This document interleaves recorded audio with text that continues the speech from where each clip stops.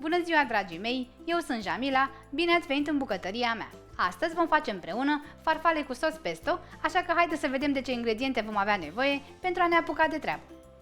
Pentru această rețetă vom avea nevoie de 300 de grame de paste Antonio di Vaio, 60 de grame de busuioc, 50 de grame de parmezan, puțină sare, 100 de ml de ulei de măsline, 25 de grame de muguri de pin, 20 de grame de pecorino și 2 căței de usturoi.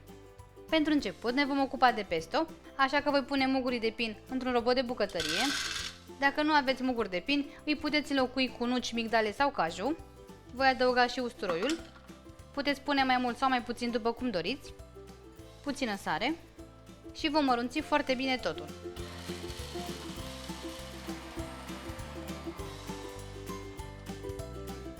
În continuare, voi adăuga busuiocul pe totodată și îl voi mărunți și pe el pentru câteva secunde.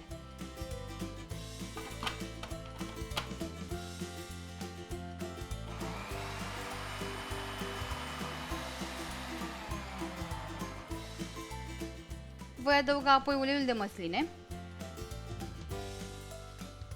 Strâng busuiocul de pe pereții vasului și mai mărunțesc pentru încă 10 secunde.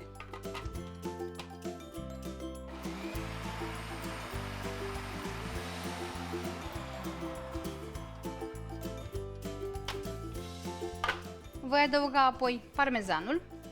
Știu că pare mai mult, dar este mărunțit foarte fin, așa că sunt doar 50 de grame. Și pecorino.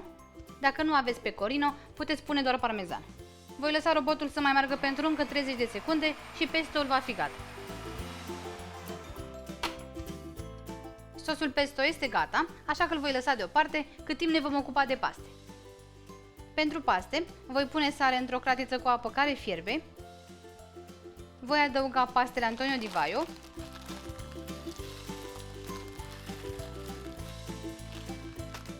Eu am folosit farfale, dar puteți folosi orice fel de paste scurte. Aceste farfale Antonio di Vaio sunt făcute cu grâu dur, sunt de foarte bună calitate și își păstrează foarte bine forma în timpul gătirii.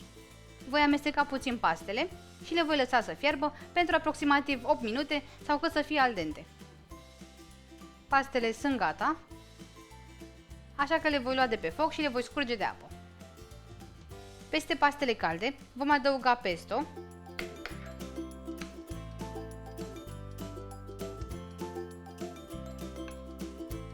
Amestecăm bine și la nevoie mai punem pesto.